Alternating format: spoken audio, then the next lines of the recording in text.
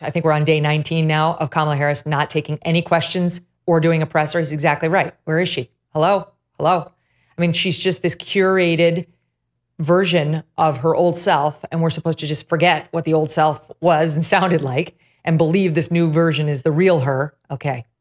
And J.D. Vance did a bit of a stunt yesterday to try to call attention to the fact that she's not speaking to the press. She's being protected by them. And here was a bit of that as his airplane landed near Air Force Two in Eau Claire, Wisconsin yesterday. I figured I'd come by and wanted to just give a good look at the plane. Hopefully it's going to be my plane in a few months. But I also thought you guys might get lonely because the vice president doesn't answer questions from reporters and hasn't for 17 days. Have they given you guys an explanation for why she won't take questions from reporters? No? Nobody? Okay, great. Well, I hope that she changes her mind because it'd be good for the American people, and I think it'd be good for you all if she actually ran a real campaign instead of one from a basement with a teleprompter. So have a good one, guys. See ya. What would you like to hear from her? I'd love her to answer the questions. I'd love her to just answer what she wants to do and also explain why every single position she has changed. And here was the Kamala Harris HQ response. It's a video of one of the dance moms ladies. And now I want to sit back and relax and enjoy my evening. When all of a sudden I hear this agitating, grating voice. And they're showing his plane. Okay. He's trying to get us to cover. He's trying to get, not us, but the mainstream media to hold her to account, Andrew. Well, it's humiliating to them. That's why they weren't laughing. That's why they're kind of backing up as if he were assaulting them. Because, you know, you send out a reporter, he's supposed to be aggressive. He's supposed to be getting the facts without fear or favor.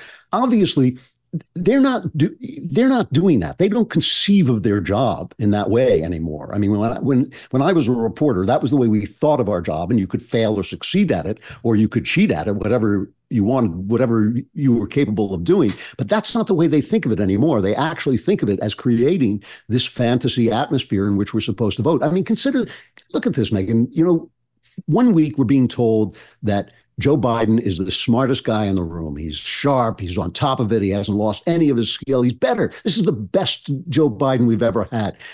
The next day, I mean, 2 days after his debate with Trump, suddenly the guy is a drooling fool who's got to step down, who's dragging the entire party with him. Then he steps down and he's George Washington. Oh, my God, the incredible selflessness with which he stood aside. You know, I'm getting whiplash at this point.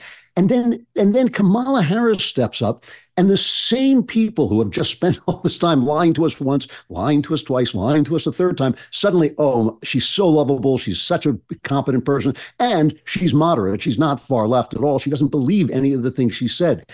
The one thing that doesn't exist, the one thing that does not exist is video or audio of Kamala Harris saying, I no longer believe all the things that I said and did before. And I actually separate myself from the Joe Biden policies that I've been supporting all this time. And I take back the fact that I lied about him being the sharpest tack in the room. So all of this stuff is fantasy. And there's now no longer a structure except for you and me and Ben at the Daily Wire and Elon Musk. There's no longer a mainstream structure to call these people to account because they no longer conceive of their jobs that way. They conceive of their jobs as creating this fantasy in which who's too foolish to understand how wonderful progressivism is, will be tricked into following the progressive path. They've been doing this at least since Obama just ran an entire life. He ran an entire shadow life where he never actually cast a vote, never actually said a word that could be held against him,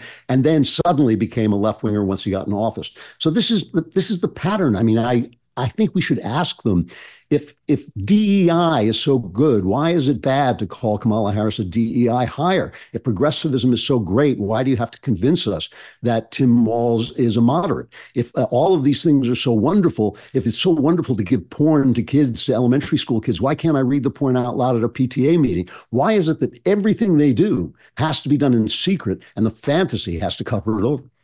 The fantasy is exactly right. And it is all part of keeping her underground and not available to the press for questions or for a presser, God forbid. There was some report out today, like maybe after Labor Day. she'll give an interview. Maybe. Are you kidding me? It's August 8th.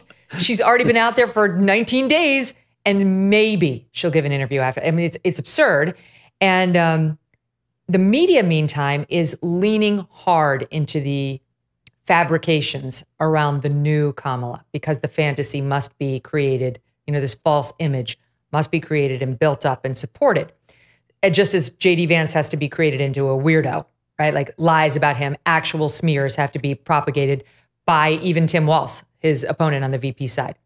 But on Kamala, what they've done is they've, changed all of her weirdness into brat summer. It's cool. It's like she's the drunk wine aunt. That's what they've been telling us.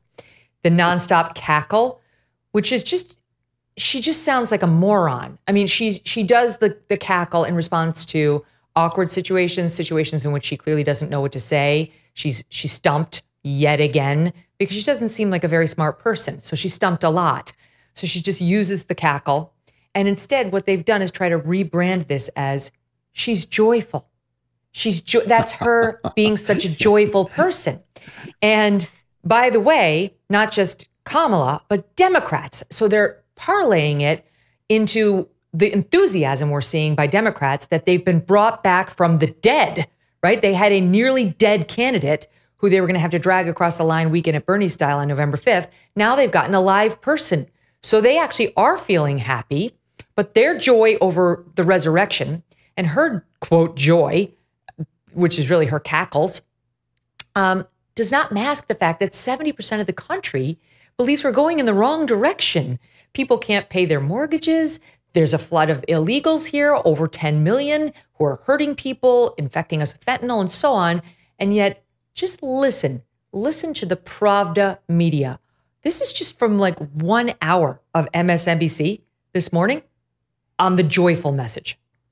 This joy, this campaign of infectious and dynamic joy. Tear these two very positive, joyful, energetic people down. Embrace the joy, which you see them doing. There's a lot of joy, a lot of optimism out of the box. The vice president has spoken to this eloquently with great joy, great enthusiasm, and joy, I think, is a great word because you can see this in Tim Walz. This week for Democrats has been, not to overuse this word, such a joyful one.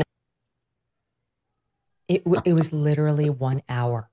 I mean, what do you make of it?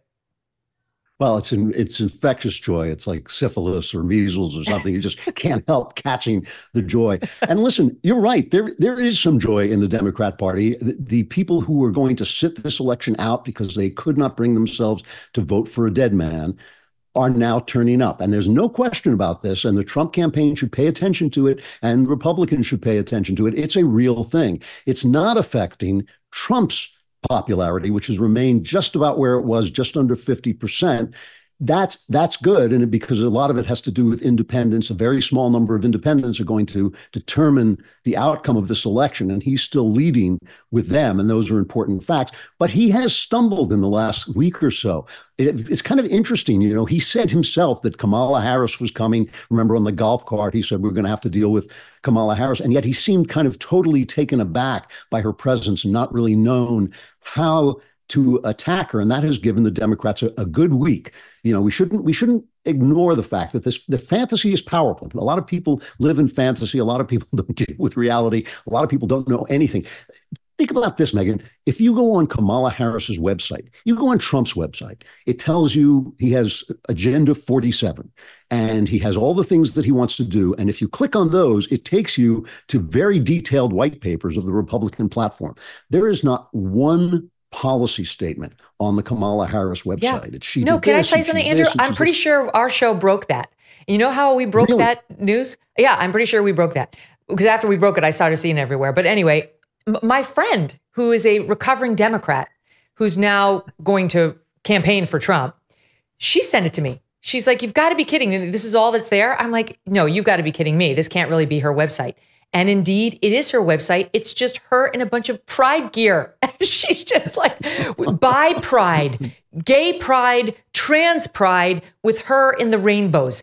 We don't know where she stands on anything because she flip-flopped via a campaign spokesperson on some things, but not others. But I don't believe the flip-flops anyway, because they all were toward more moderate things that would make her more electable. Now, I believe what she said the first time when I could see her on camera saying the things.